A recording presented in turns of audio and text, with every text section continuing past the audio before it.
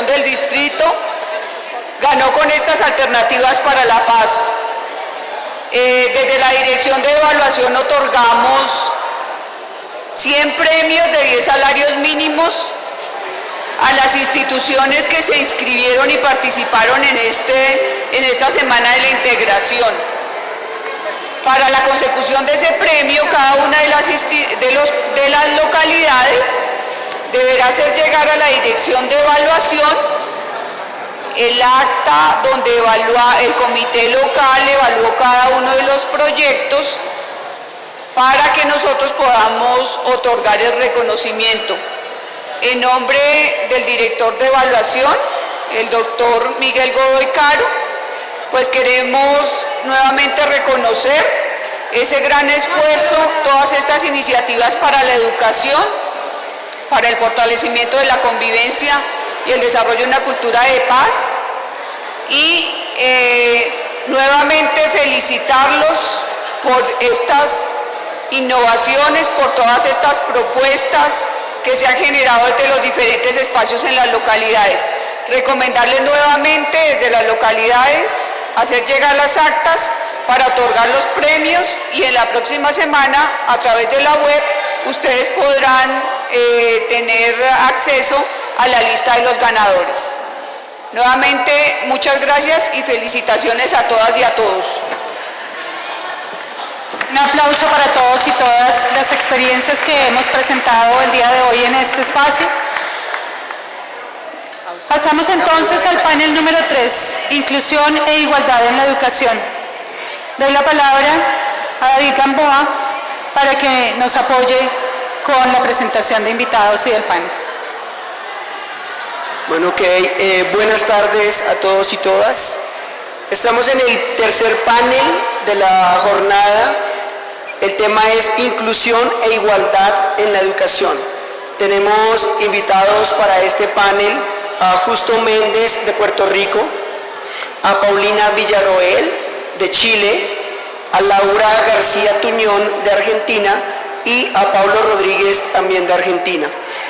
Un poco el objetivo de este espacio va a ser una conversación entre nuestros panelistas, donde desarrollarán ellos pues cada uno los temas, y trataremos incluso de que la conversación nos lleve a preguntas. De pronto en algún momento intentaremos que la cosa también se tensione un poquito a ver qué pasa.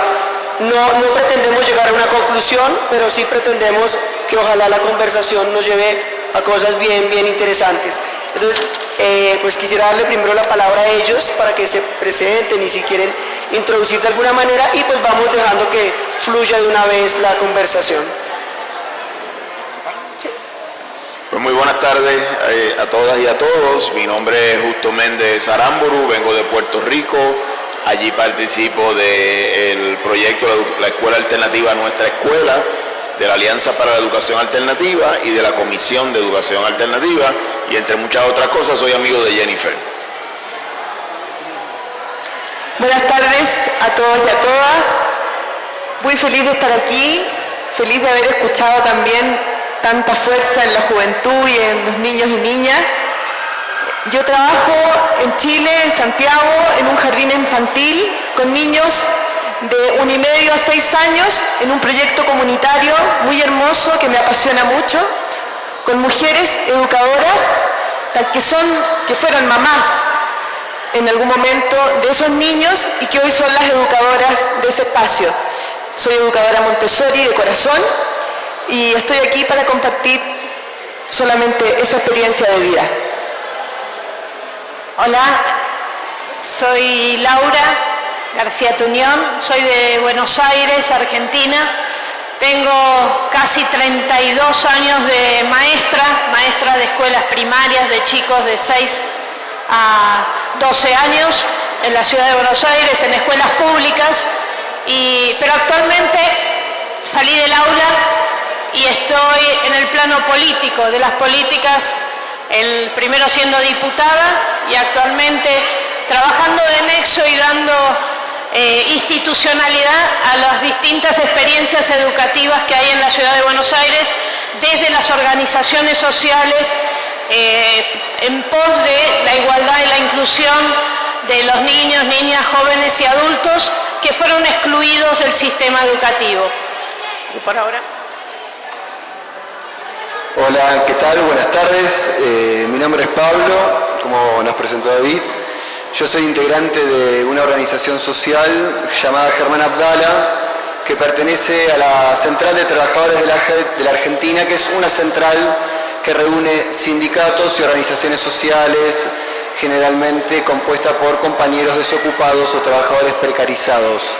Hace cerca de 13 años que con nuestro grupo de trabajo empezamos un proyecto, un sueño en uno de los barrios populares de la Ciudad de Buenos Aires, que es el barrio de La Boca. Muchos de los chicos con los que estuve en la jornada los conocen por la cancha, por el equipo. Eso es lo más divertido que tiene La Boca, pero bueno, es un barrio muy vulnerable, muy olvidado. Y hace 6 años que construimos una escuela para jóvenes y adultos que habían quedado por fuera de la escuela tradicional, que no tenían lugar en esa escuela, y aprovechamos esa situación, esa demanda para construir la escuela que nosotros queríamos. No era solamente escolarizarlos, sino hacerlos parte de un proyecto emancipador y que les sirviera para transformar su realidad. Y antes de pasar la palabra, quiero agradecer a todos los compañeros que son parte de esta organización, a la Secretaría y a los compañeros de Rebo que nos invitaron, y sobre todo a los compañeros que nos vienen acompañando desde el lunes a todos lados y atendiendo todas nuestras inquietudes. Así que muchísimas gracias. Vale, ok, muchísimas gracias por estar acá. Para continuar, me gustaría hacer primero que todo un llamado de atención a los compañeros que acaban de salir. Lo que pasa es que este espacio tiene mucha acústica, ¿vale? Entonces está generando bastante ruido, y a ver si de pronto como que podemos no tener que estar hablando muy fuerte aquí para competir como con el ruido. Entonces como pedirles un poquito de colaboración con eso. Entonces, para dar paso a nuestra conversación, un poco que la pregunta guía sería inclusión en la escuela. ¿Qué se piensan ustedes de eso? Inclusión en la escuela sin caer en totalitarismos, inclusión en la escuela, ¿desde qué perspectiva lo podría cada uno ver? Empiezo yo, me largo. Yo trabajé siempre en escuelas públicas, estatales, en el sistema formal de educación, y no siempre la escuela fue inclusiva. En nuestros países latinoamericanos tenemos mucha pobreza, mucha exclusión social, pero todos estos chicos, si tienen suerte, están dentro de las escuelas, de nuestras escuelas públicas.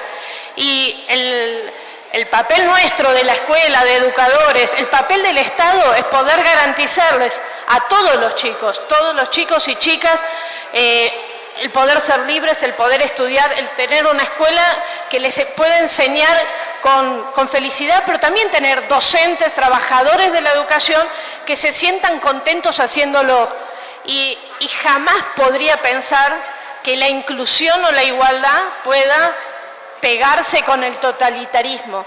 Jamás puede pasar por mi cabeza. Sí puedo pensar que hay procesos hegemónicos que hacen de las escuelas exclusivas. Hay procesos políticos que hacen que las escuelas sean expulsivas. Pero jamás podría pensar que la igualdad y promover la igualdad y promover la inclusión pueda parecerse al totalitarismo. Jamás. Bueno, yo desde mi experiencia montessoriana, que es de donde puedo hablar también, la inclusión es un tema que se vive, porque la vida es así, es diversa. Es cierto, yo también trabajo en un sector popular, que ha habido mucha focalización, por lo menos en Chile, en pobreza, y eso ha sido muy dañino en la educación, porque obviamente armamos un grupito de niños que son los más pobres entre los pobres, y ahí hacemos educación. No debería ser así. Hoy día la apuesta, espero, de nuestro país sea otra.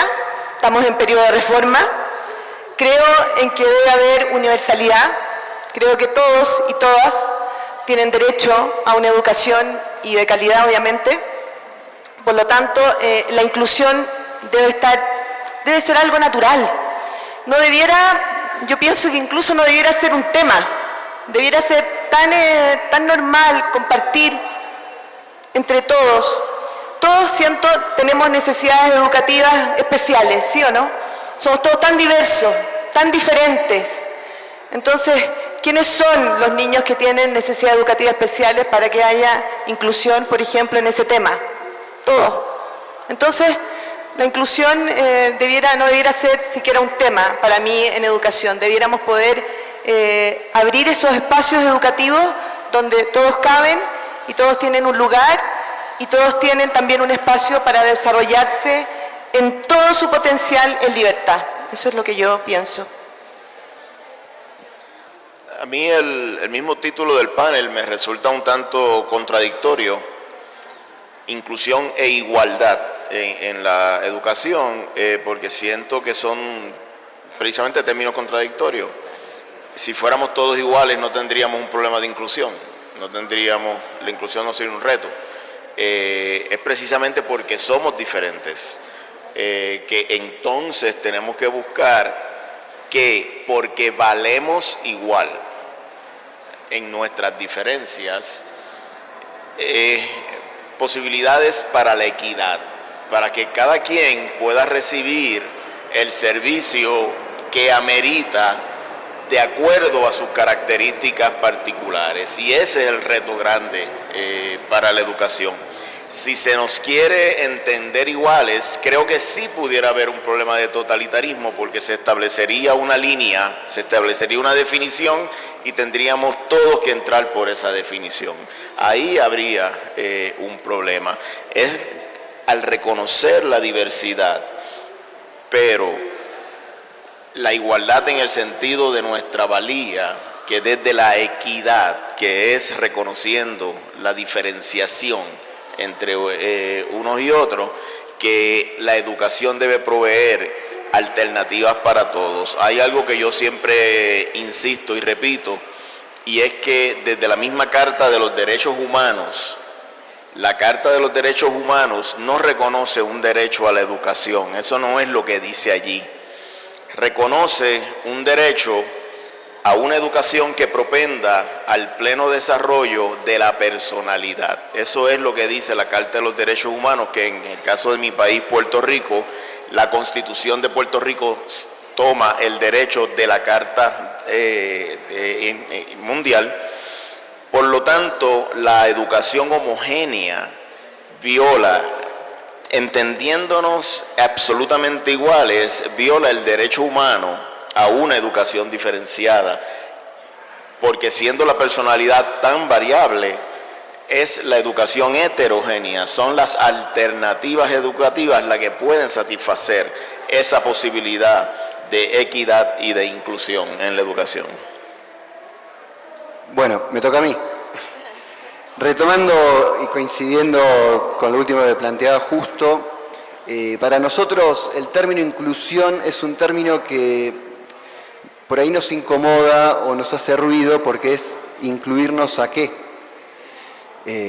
Si nos quieren incluir a algo donde nosotros no podemos ser parte de la toma de decisiones, entonces ahí la inclusión desconoce la igualdad.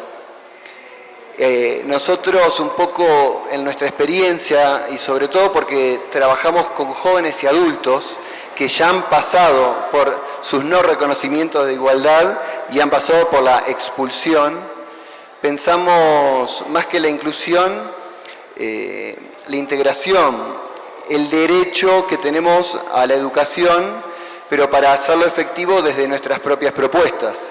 Exigirle al Estado, que es el responsable de garantizarlo, pero nosotros definiendo el sentido de lo que queremos hacer y poniendo como práctica esa igualdad. La igualdad es un punto de partida y, coincidiendo con lo que planteaba Justo, es una práctica reconocer esa diversidad, es una práctica escucharse, reconocerse, tomar decisiones de conjunto y construir colectivamente desde esa igualdad, para demostrar que hay otra posibilidad de hacer las cosas y que hay que discutir si queremos ser incluidos o agradecer que desde esa exclusión pudimos construir desde la resistencia otra mirada que le dispute y que integre, que agrupe. Ahora bien, también hay que ser conscientes y responsables de los contextos. Nosotros tuvimos la posibilidad de tener y de contar con un grupo humano que nos permitimos pensar esto. A veces esto no sucede. Y también somos hijos, yo en mi caso soy hijo de esa escuela pública a la que ahora interpelo. Entonces, le reconozco a la escuela pública sus fallas, por suerte, porque permite que podamos generar resistencias incluso dentro de ella misma y pensarla desde otro punto de vista. Sí, yo quisiera abordar un intento de provocación. Estamos en un mundo que no solo es asimétrico, porque por naturaleza debe ser en ciertas formas asimétrico, pero tiene unas problemáticas sociales muy marcadas. Las diferencias sociales, la riqueza, la acumulación, lo público y lo privado, y eso permea la educación. Y eso genera, incluso en diversas instituciones o en diferentes capas de nuestra sociedad, una exclusión invisible, casi que legitimada por toda la sociedad. Yo podría arrojar la pregunta acá en el escenario: ¿dónde están los hijos de los habitantes de calle? ¿O dónde están los chicos que no están ni en las escuelas públicas ni en las privadas? O sea, socialmente seleccionamos a quienes van a participar, no solo en la educación, sino de casi todos los asuntos. ¿Cuál debería ser el papel de la educación alternativa en esa problemática? Hoy es algo que hoy día en la mañana me tocó participar de un taller que era escuela, no escuela, escolarización, no escolarización. Y a mí me surgía que esta escuela libre en casa, pensaba en mis niños, en las casas de donde viven los niños de nuestra población, y no me imaginaba una escuela en la casa de esos niños. Entonces decía, eso también es elitista, porque no todos tienen esa posibilidad de decidir, ya no voy a mandar a mis niños a la escuela, los voy a llevar a la casa, los voy a educar yo, porque las realidades de esa familia no permite eso. Son espacios pequeños, reducidos, no como los espacios de una comunidad indígena, ¿eh? Donde ahí sí hay espacios enriquecidos, y en realidad ahí tú dices, la comunidad los educa, se educan en comunidad. En nuestra población no es así, no sería así, no me lo imagino así. Entonces pensaba que en el tema no podía haber igualdad en educación, no puede ser la misma para todos, un poco tomando lo que decía Justo. Los chicos de la calle, los niños que viven una realidad muy compleja en su familia, necesitan otros espacios. Entonces, debiera haber, para mí, si pensamos en alternativas o en diferentes oportunidades para ir, yo me imagino que debieran ser distintos espacios, porque los chicos de la calle, algunos les gusta la vida en la calle, viven en la calle, es parte de su cultura, pero que existieran espacios comunitarios donde ellos quisieran ir a hacer aquellas cosas que a ellos sí les interesa, y que desde ahí pudieran tener espacios de formación y de encuentro con aquello que a ellos les gusta y que les sirve efectivamente para su vida. Sí, la educación tiene que ver con educar para la vida. Y así pienso que debieran ser los distintos espacios educativos, tan diversos como las comunidades humanas existan. Y claro, si pensamos en lo que tú decías, de que estamos tan separados y que estamos... Es cierto, yo creo que lo que nos hace falta, tal vez en educación, y siento que sobre todo a nuestro país, que es tremendamente desigual, nuestro país sí que es desigual, es poder tener espacios educativos donde efectivamente no haya esa segmentación. Yo sí siento que eso sí sería realmente una oportunidad de crecer en un ambiente diverso y necesario. Pero sí creo que deben haber muchas posibilidades diversas, tanto de currículum como de espacios educativos, como de tantos como soñamos, y que no solo los que tienen puedan acceder a esos espacios, porque siento que hoy día lo pueden hacer aquellos que tienen. Sí, yo coincido, y hay algunas cosas que no tanto. Y está bueno porque es una mesa Esa es la idea. es una mesa de debate y la idea es poder decir en lo que acordamos y en lo que no. Yo, por ejemplo, yo estoy convencida de que el Estado es el responsable indelegable de garantizar el derecho a la educación.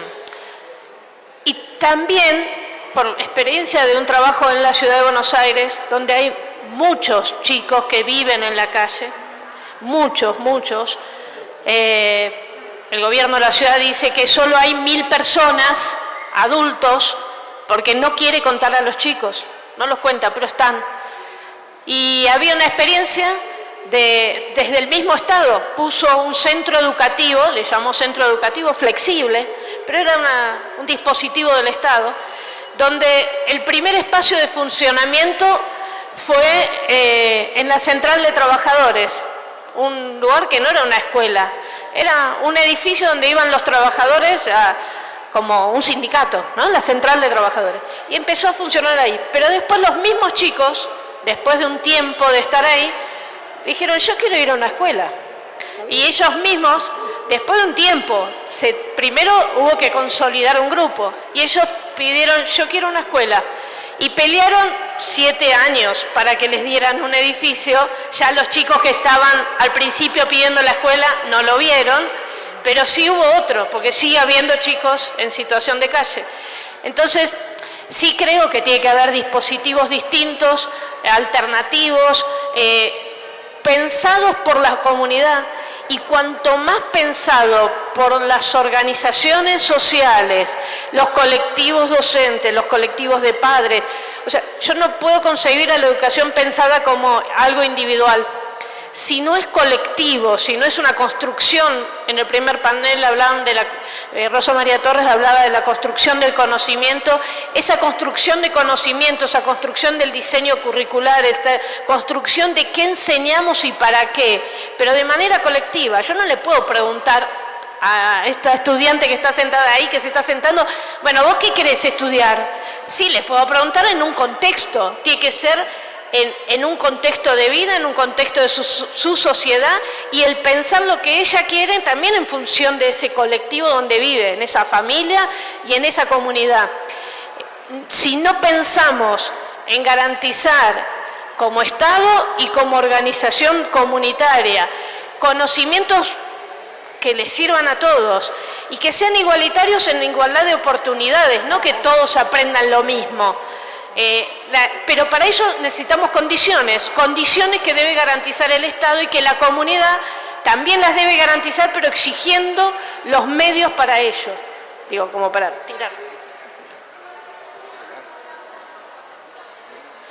En coincidencia con las compañeras, comento que me parece un gran acierto el título de la semana, Semana de las Educaciones Alternativas, porque sin duda hay una enorme variedad de modalidades en la educación alternativa. He conocido una educación alternativa que sin duda es para las élites, que son muy costosas, que los desfavorecidos, los marginados no tienen acceso a ellas, y por lo general he visto en este tipo de educación que el éxito se mide por el éxito personal individual del egresado, de su plan de vida, y que cuando colectivizan más bien en términos de la matrícula de ese particular centro, de esa particular escuela. Desde esa variante hasta proyectos como los que desarrollamos en Puerto Rico. Aquí hay un grandioso proyecto puertorriqueño que es el proyecto PESES, que los compañeros están acá presentes. Y nuestra escuela, nosotros con el apoyo del Estado, desarrollamos una educación alternativa para los jóvenes marginados, para los jóvenes que han salido de las escuelas sin poder completarla por un sinnúmero de situaciones muy difíciles en sus vidas, y es una educación gratuita, alternativa para nuestra juventud en desventaja, en todos los órdenes, en marginación, que al menos en la educación que nosotros perseguimos en nuestra organización, también sé que el proyecto PESES es muy similar en ese aspecto, nombramos lo que llamamos el perfil de la comunidad de nuestra escuela, cómo nosotros queremos ser. Por mucho tiempo tuvimos un perfil del egresado pretendiendo que el estudiante fuera de ese modo, y entendimos un día que si nosotros no éramos como el perfil, no podíamos pretender que el estudiante lo fuera. Así que el perfil de la comunidad de nuestra escuela propone que seamos activistas, emprendedoras y emprendedores de nuestro sustento, que nosotros generemos nuestro sustento en nuestro país, recuperar el valor del trabajo, es demasiado importante. Emprendedoras y emprendedores de familias saludables, líderes de comunidades autogestionarias que atienden sus necesidades por cuenta propia, donde el Estado provee recursos, no resuelve problemas. Y emprendedoras y emprendedores de un Puerto Rico justo, equitativo, sostenible y democrático. ¿Por qué ese tipo de perfil en compromiso con las necesidades del país? Porque hemos entendido luego de 15 años de experiencia y miles de estudiantes que hemos conocido, que la educación alternativa que nosotros promovemos transforma vidas. Pero solo la educación pública es la que puede transformar la nación en el Puerto Rico que nosotros aspiramos. Por lo tanto, una educación pública, que aquí tenemos nuestro ministro absolutamente comprometido con lo que estamos planteando, que tiene tantos retos, nuestra educación pública tiene enormes retos. El rol principal de la educación alternativa debe ser proveer los modelos, el modelaje, las prácticas, los conocimientos, los saberes, para compartirlo con nuestra escuela pública en su proceso de transformación, para habilitarse la escuela pública para poder crear ese Puerto Rico transformado al que aspiramos. La educación alternativa al servicio de la transformación de la educación pública para transformar nuestro país. Me quedé con dos ideas. En principio, lo que había planteado David, y recordé a un compañero que nosotros perdimos este año, Alberto Morlachetti, que fue un gran educador popular y que formó un gran movimiento en la Argentina que llamó el Movimiento de los Chicos del Pueblo. Pensando en la situación de calle, son los chicos nuestros. Y empezar, si la educación alternativa tiene algo para ofrecer, no lo sé. Lo que sí sé es que todos tenemos que hacernos cargo de esa situación y exigirle a ese Estado que active, pero que tenga la capacidad de entender y de generar dispositivos escuchando a los trabajadores que están en esa situación todo el día trabajando.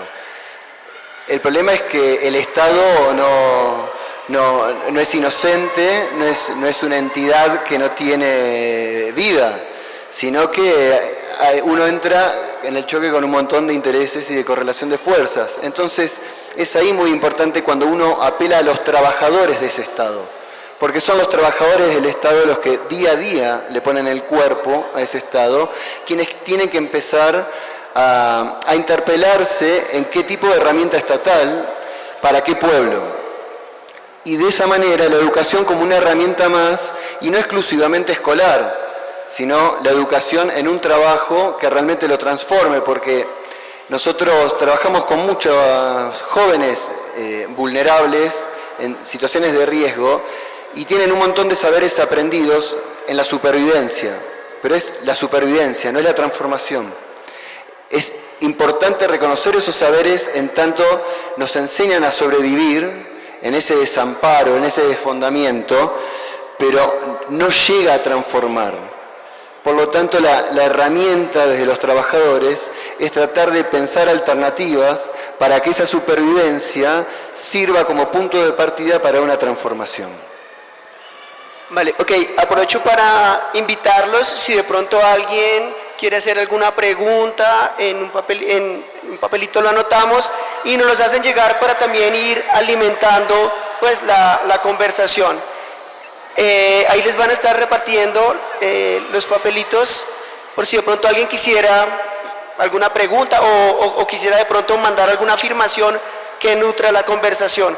Yo continuaría como con una reflexión, y será que en esta época que se están tratando de implementar diversas políticas públicas educativas, ese es el camino para tratar de eliminar la segregación o la exclusión de los procesos del aprendizaje, entendiendo no solo aprendizaje en la escuela, lo escolarizado, sino lo que es el derecho de adquirir el conocimiento por diversas vías. ¿Será que es la ruta a través de políticas públicas que se puede lograr superar esa segregación y esa exclusión?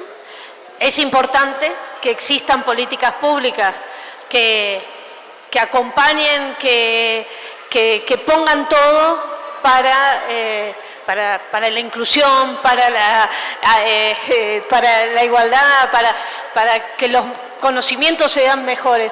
No siempre pasa. En mi país, en este momento, hay una política pública que es buena, pero que es entregar, por ejemplo, computadoras, notebook, a todos los chicos de las escuelas secundarias. Y en algunas provincias se le da a todos los niños de las escuelas primarias. Pero las dejan, las llevan, les sacan fotos y piensan, los chicos están digitalizados, el conocimiento ya ahora está digitalizado. Y la verdad que no siempre redunda en mejor aprendizaje. Entonces, las políticas públicas son necesarias, pero no son solo suficientes en la entrega de materiales para mejorar la calidad educativa o las condiciones de aprendizaje o esa construcción del aprendizaje del que hoy hablábamos. Creo que hace falta las redes de docentes, las redes de escuelas, las redes de la comunidad relacionada con la escuela y que la escuela no esté solo encerrada dentro de su aula o de su escuela. Hace falta, sí, los materiales que tiene necesarios cuando las propias familias no lo pueden dar, como libros, computadoras y demás elementos. Hace falta el salir a que el conocimiento, como mostraban los pibes hoy, que hacen recorridas por la zona, el conocimiento no está solo adentro del aula y adentro de la escuela, pero es importantísima la política pública para garantizar y dar el pie de igualdad para después poder desarrollar lo demás. Pensando un poco en esto de la política pública, nosotros cuando nos organizamos e interpelamos al Estado, remito mucho al Estado porque me tengo que hacer cargo de mi formación política. Es como que para nosotros el Estado es una herramienta de disputar porque tiene que estar al servicio de los sectores populares, pero al servicio para la transformación, no para la asistencia. Porque en esta correlación de fuerzas los sectores populares son los que, si no tienen al Estado defendiéndolos, son los bloques económicos hegemónicos los que toman las decisiones. Entonces es el Estado la única herramienta que nos queda para de alguna manera competirle a esa toma de decisiones que los grupos hegemónicos toman todo el tiempo. Entonces, en ese contexto tan difícil, la política pública es importante, porque es la política pública la que de alguna manera no va a caer en la mercantilización a la que podrían llevarnos todo el tiempo. Ahora bien, como decía antes, ese Estado no es un Estado inocente. Por lo tanto, el Estado que nosotros pretendemos es un Estado que reconozca diferencias, diversidades y que garantice que existan desde sus autonomías en un marco de un proyecto transformador, no que reconozca para incluir y asimilar y terminar frenando esos procesos. Esa es nuestra pelea. Es muy difícil porque uno cuando se relaciona con un monstruo como es el Estado tiene siempre miedo a perder su autonomía. Pero defendemos la política pública y ahí es donde uno tiene que hacer una transformación cultural. Yo no soy docente, soy educador popular y nos cuesta mucho que los docentes tradicionales que defiendan la escuela pública reconozcan que lo que nosotros hacemos es educación pública. Y ahí, donde uno debería encontrar un aliado, encuentra el primer obstáculo. ¿Por qué? Porque para nosotros la escuela pública o la educación pública, más allá de lo escolar, es la educación democrática. y donde aparece una jerarquía se pierde la democracia, se pierde la posibilidad de igualdad. Entonces hay que animarse a deconstruir eso, porque han terminado asimilando la educación pública a un tipo de gestión que hoy ha demostrado que ya no tiene eficacia. Por lo tanto, el Estado que uno sueña tiene que estar al servicio de los sectores populares, pero al servicio del nivel de organización de esos sectores populares. No desalentar o frenar los procesos de organización para decir, bueno, hasta acá estuvieron perfectos, ahora lo sigo yo, sino darles vida con política pública. Bueno, nosotros desde nuestro pequeño espacio, que es un jardín infantil en un sector puntual de Santiago, en Cerro Navia, estamos en red, trabajando. Tenemos 18 años de red de centros de educación comunitaria. Desde esa red hemos siempre apostado a poder ayudar a la implementación de políticas públicas, aportando desde los saberes, desde la comunidad, desde nuestras prácticas. Creo en las políticas públicas, creo que sí son necesarias, pero ¿desde dónde se hacen? Ese es el tema. Nosotros en educación, sobre todo en educación parvularia, y también en educación, hemos intentado hacer reformas importantes y a veces no hemos podido dar el salto que nuestro país necesita para que efectivamente esas políticas públicas logren, por ejemplo, eliminar la segregación o proveer educación de calidad, y por eso tantos movimientos sociales en nuestro país con respecto a eso. Porque sí hemos tenido procesos de reforma anteriores y no hace tanto, yo los he vivido. Y ahora lo mismo, o sea, ¿qué voces son las que se escuchan? Ese es el tema. ¿Ah? Nosotros, menos, en educación inicial, menos. Al menos los jóvenes universitarios marchan, salen a la calle, ¿cierto? Nuestros niños no marchan. Entonces, ¿qué voces son las? ¿Cómo se construye esa política pública primero? ¿Con qué elementos técnicos se arma para que efectivamente sea una política pública al servicio de la transformación del ser humano? Y luego, la implementación. Nosotros tenemos una política pública muy bella que se llama Chile Crece Contigo. Es un programa, uno de los pocos que tenemos en términos de protección y de derechos en infancia, pero malísima la coordinación en la implementación. Entonces después es la bajada de esa política pública. ¿Qué pasa en esa bajada? Y ahí está el tema, y ahí es donde coincido contigo que las redes son las que pueden hacer la fuerza para que las políticas públicas que se implementen, si es que han sido construidas con la voz de todos y todas, que eso sería maravilloso, que pucha que cuesta tomar en cuenta los movimientos ciudadanos cuando efectivamente se ejerce ciudadanía y se propone y se alimentan políticas públicas, a veces no se toman en cuenta esas voces. Y después la coordinación. Creo que las redes siguen siendo algo muy esencial para eso. En nuestra experiencia no podemos ser dependientes de la política pública. Puerto Rico tiene dos leyes o decretos, piezas de política pública de avanzada, de vanguardia. Una de ellas es la ley que rige la educación pública, el Departamento de Educación de Puerto Rico. Es una ley que provee para la autonomía de las escuelas, para que la educación se construya desde los contextos comunitarios. Fue aprobada en 1999 y no ha podido ser implantada. Es política pública, pero no ha podido ser implantada a saciedad. La segunda es la ley habilitadora de la educación alternativa. Puerto Rico cuenta con una ley que provee para promover la educación alternativa subsidiada con fondos del Estado. Y hemos tenido que en los 3 años que tiene la ley salir 3 veces a defenderla porque ha habido intentos de política pública para destruirla. Y ahora mismo Puerto Rico enfrenta un proyecto, una propuesta de política pública para privatizar la escuela pública. Entre otras excusas,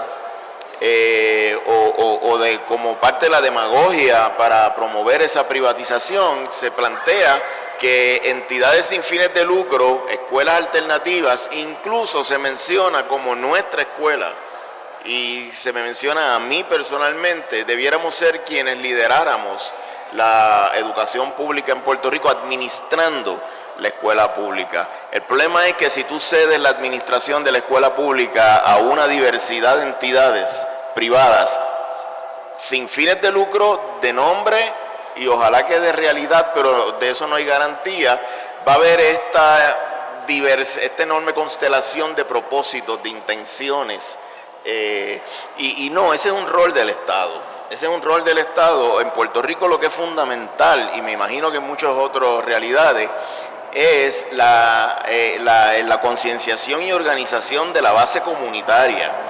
En todos esos contextos, a través de mecanismos como la educación popular, para que la base comunitaria exija que se implemente la ley de vanguardia que nosotros tenemos para la educación y que se respete la ley de la educación alternativa. La política pública sin una base comunitaria que ejerza una enorme presión política sobre los gobernantes se queda en palabras huecas. La política pública es importante, pero tiene que estar acompañada de esa presión política de las bases comunitarias. Vale, yo quisiera hacer una última pregunta y pues les voy rotando las preguntas que han llegado del público.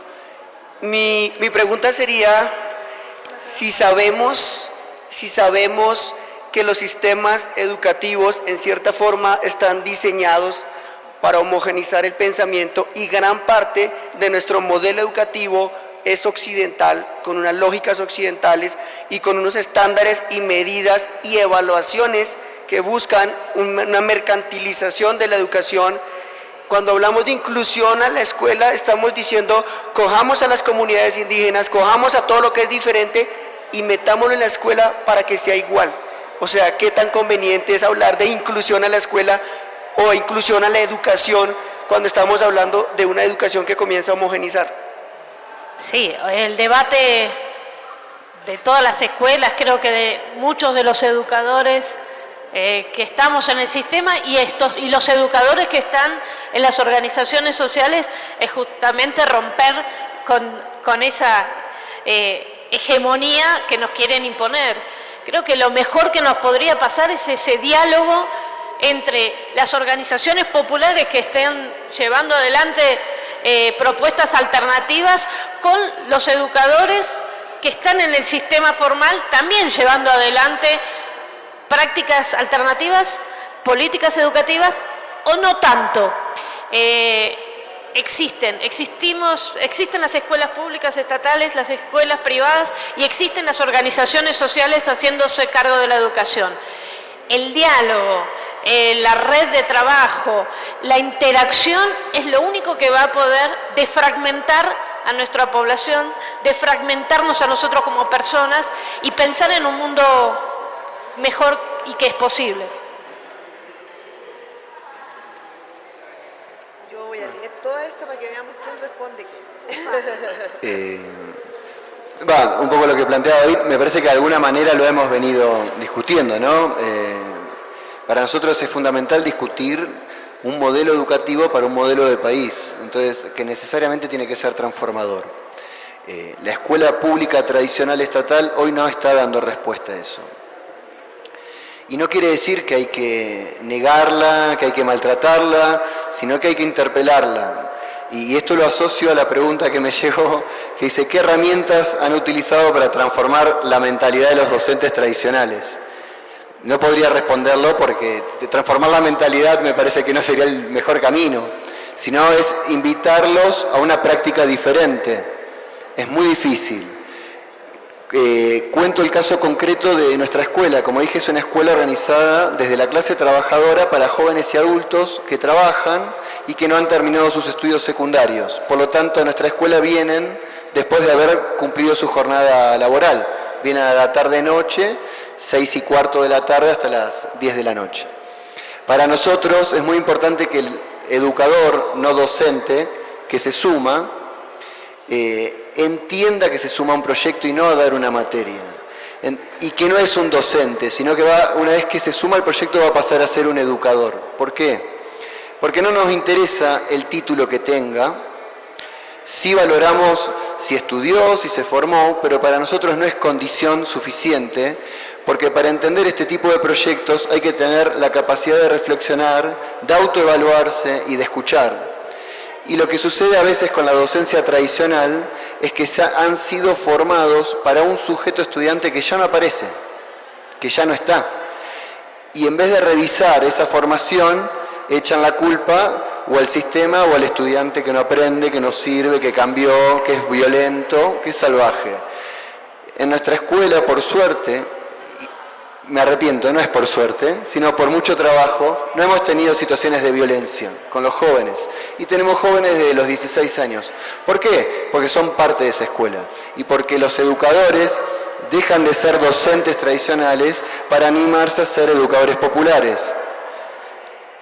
Entonces, no se trata de transformar mentalidades, sino de transformar prácticas y de sumarse a un proyecto colectivo y dejar de pensar en que uno tiene un saber para transmitir, sino que uno atesora un saber, pero que lo pone en juego colectivamente para construir algo superador.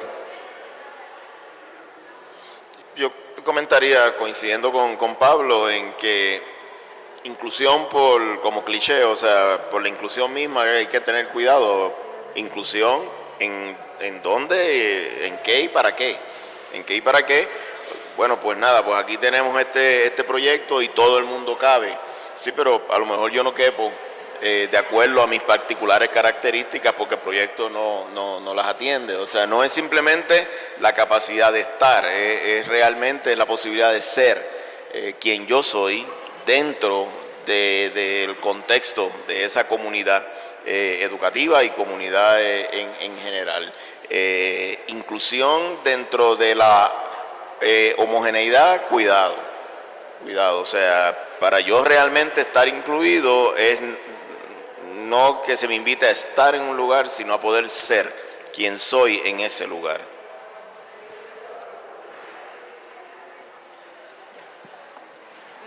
No, yo quiero leer las preguntas porque en realidad algunas van dirigidas a todos, entonces a lo mejor alguien quiere tomar la palabra. Voy a leer algo que es como una reflexión que me parece que viene justo a lo que estábamos recién compartiendo. Dice, compartir, parafraseando e interpretando a Freire. La educación no cambia el mundo, Estado, dispositivos, instituciones. Cambia a las personas que van a cambiar el mundo. Instituciones, pensando en las políticas públicas, instituciones estatales, dispositivos de control, etc. Rafael. Gracias, Rafael, por el compartir y recordarnos a Pablo Freire. Esta dice, ¿mediante qué metodología se implementaría la inclusión y la igualdad a una educación alternativa y de calidad? Y la otra, dentro de la misma, dice, la política pública se presenta en todos los países y ¿qué función reconoce a la educación? Esas son dos en una. Es un panel nuevo.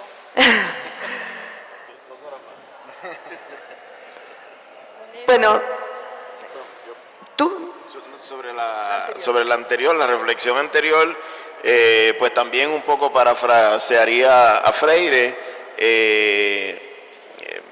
un poco entendiendo que la educación no necesariamente cambia a las personas o que las personas cambian al mundo. Freire también nos planteaba que nadie se salva solo, nadie salva a nadie, nos salvamos en comunión, nos salvamos en comunidad. Y en ese sentido, a veces tenemos problemas hasta con la palabra educación, porque si es un texto que yo te voy a educar sobre él, para que tú te eduques en él, también puede ser totalmente dirigido, también puede ser para formar una particular visión de mundo y no la visión de mundo que nazca desde los saberes de cada uno de los participantes en esa comunidad. Realmente es el formarnos en comunidad, atendiendo las particularidades de cada quien en esa comunidad, lo que entiendo yo que puede generar transformación.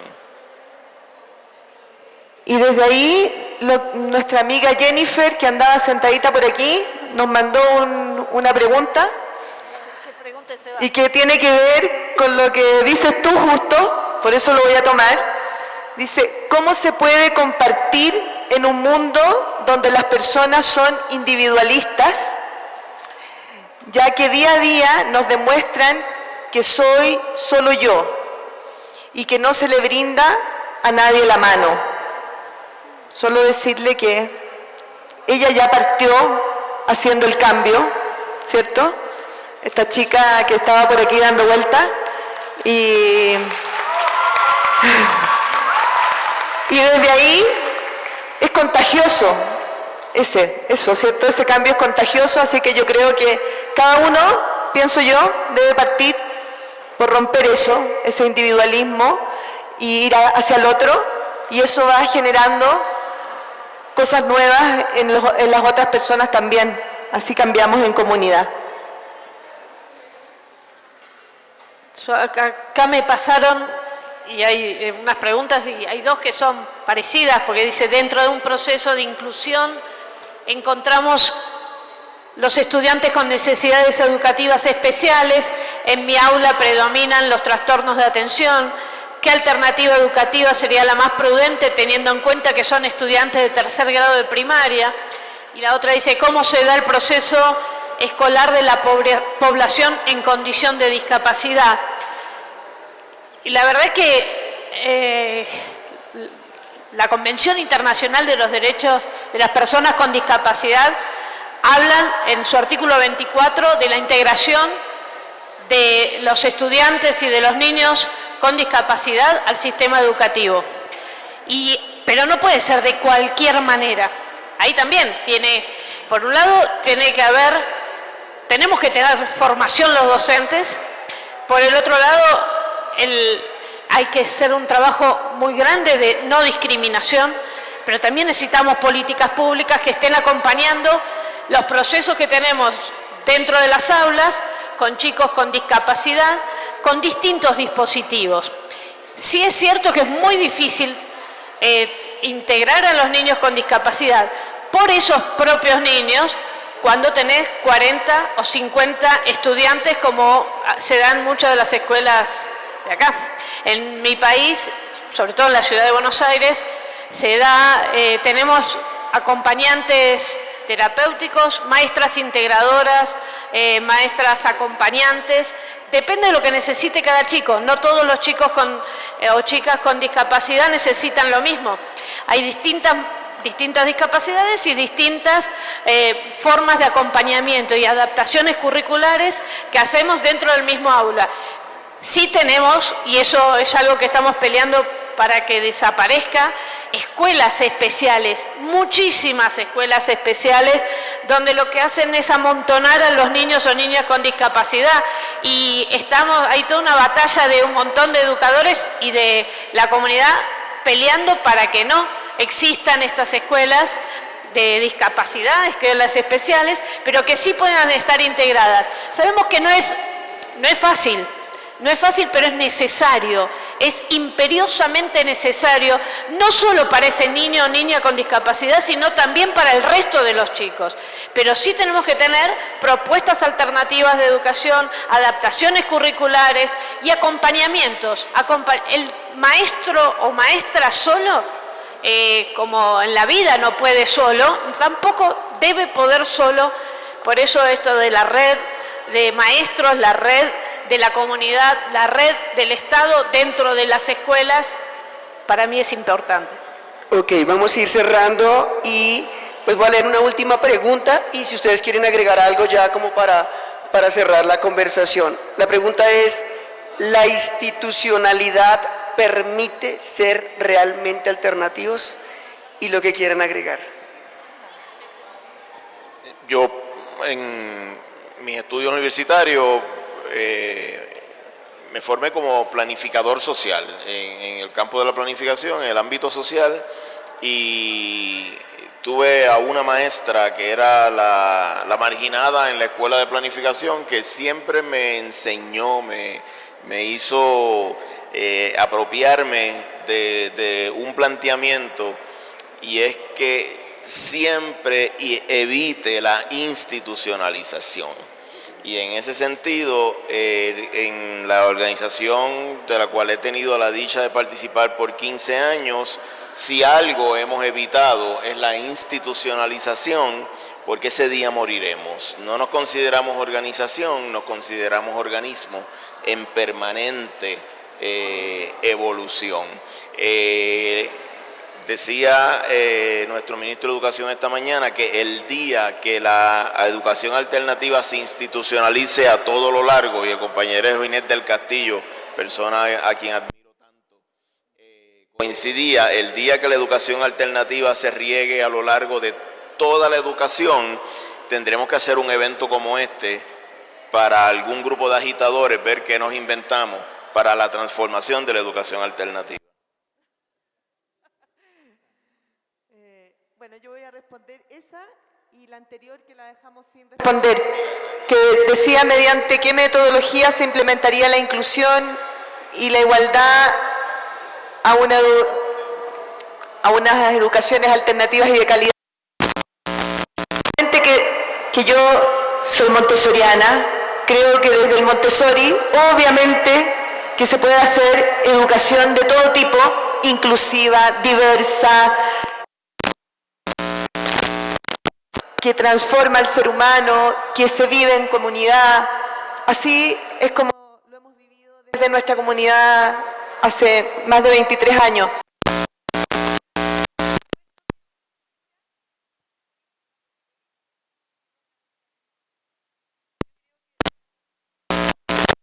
Y formas de trabajar con los niños pueden ser inclusivas.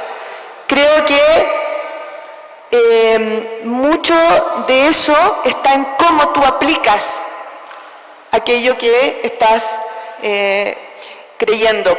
Puede ser un Waldorf, puede ser una pedagogía de los valores, puede ser una de la creatividad, puede ser ecológica, puede ser cualquiera, puede ser inclusiva. Yo creo que ahí iría son esos guías, esas personas que están animando esos procesos, realmente hacer que eso sea realidad, que la inclusión sea realidad.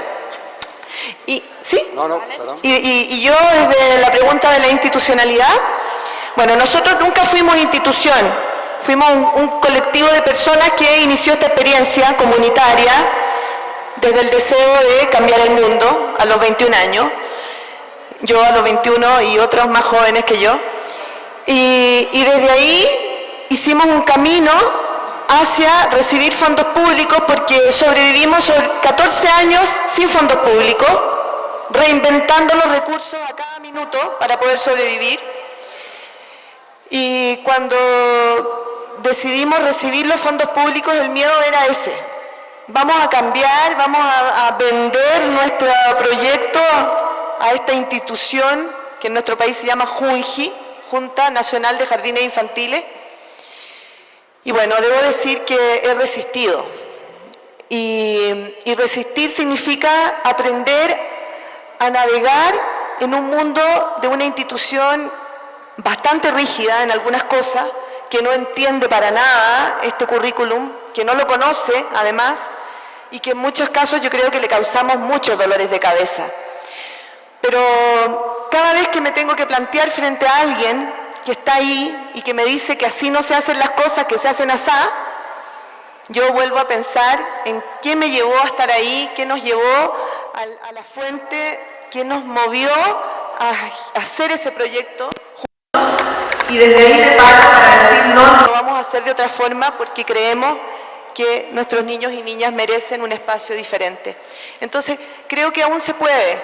Hay que ser bien desobediente y bien resistente y hay que poner el cuero duro y es un poco cansador, sí, lo debo reconocer, pero no nos ha quedado otra.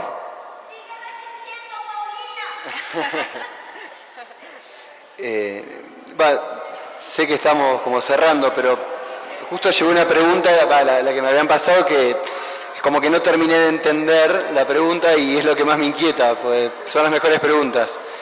Se pregunta, ¿cómo ver el papel de la inclusión desde una realidad que limita el acceso al conocimiento?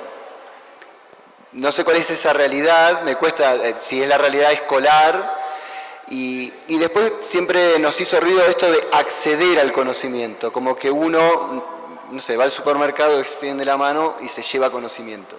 El conocimiento se construye día a día, el asunto que tenemos que encontrar los espacios donde valorar lo que nosotros todo el tiempo hacemos y vamos aprendiendo en conjunto. Y ahí se construye conocimiento. Y después, por lo menos, entonces la inclusión, me cuesta pensarla desde ahí, ¿no? Es como que no termino de entender la pregunta, por eso la socializo. Y dice, alguien no puede investigar sobre algo si no sabe nada de lo que quiere investigar, se supone previamente el ser consciente de un no saber. Bueno, para mí, o por lo menos para nosotros, es justamente al revés. Cuando no sé es cuando más motivaciones tengo de investigar. Es la pregunta lo que nos moviliza. Algo que nosotros le planteamos a nuestros educadores en los ciclos de formación y de incorporación y de prácticas, y en esto lo retomo con lo de la diferencia del docente tradicional, es no hay que tener miedo frente a los compañeros en una clase a no saber responder. Es maravilloso cuando algún compañero plantea algo y uno no tiene la respuesta, porque la docencia tradicional nos satura de respuestas que no transforman nada. Cuando aparece esa pregunta que a uno no conoce la respuesta, es el momento de investigar en conjunto. Por lo tanto, el no saber es lo que nos moviliza a investigar. No sé quién le hizo la reflexión, pero bueno, es por lo menos de donde lo pienso. Y respecto a la institucionalización, nosotros les perdimos el miedo a la institucionalización. ¿Por qué? Somos una organización social que construyó una escuela y peleó por el reconocimiento oficial. Cuando nos llegó el reconocimiento oficial, nos dijeron, ahora son una institución escolar. Y nos aterró. Porque de golpe dijimos, uy, ¿ahora qué? Nos vamos a transformar en burocráticos, tenemos que llenar montones de papeles, hasta que nos relajamos y dijimos, no somos la institución a la que estamos acostumbrados. Constituimos una institución nueva, no perdamos esa frescura, pero hagámonos cargo de lo que exigimos también, porque es una responsabilidad, sobre todo porque la responsabilidad es no lesionar los derechos de quienes se suman a ser parte. Entonces, perdimos el miedo a la institucionalización siempre y cuando no perdamos de vista la dinámica que nos llevó a hacer lo que hacemos. Y yo con la institución también me pasa algo similar. Entré a una institución a los 2 años, a un jardín de infantes, y nunca salí, porque terminé la escuela primaria, seguí la secundaria, seguí el profesorado y me puse a hacer y entré a otra institución ya como educadora y después pasé a otra institución que es la política.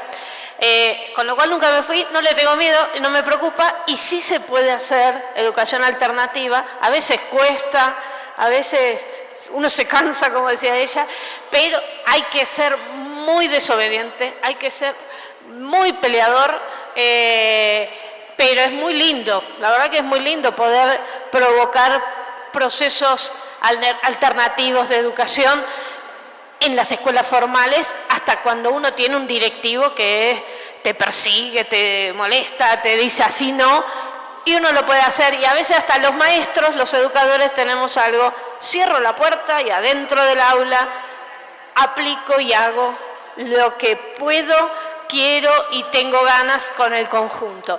Y la verdad que hay algo, como reflexión, podemos hacer una educación distinta, necesitamos hacer una educación distinta, no vamos a hacer Muchos nos dicen, necesitamos la educación para cambiar al mundo. La verdad que la educación no cambia el mundo, algo de lo que decían recién con Freire, pero sin educación no vamos a cambiar el mundo.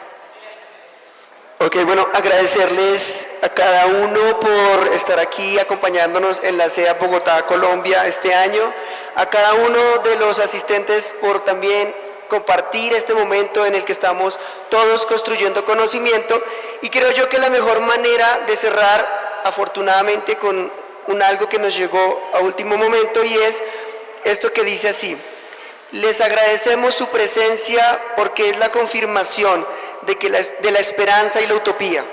No obstante, es muy duro la inclusión en muchos escenarios de pedagogía alternativa cuando de la mano la escuela se excluye a un estudiante que es diferente porque tiene un mechón, el que tiene el piercing, y al maestro al que no se normaliza lo tildan de loco o renegado. Es decir, que la conversación va a seguir abierta todo el tiempo. Muchas gracias a todos.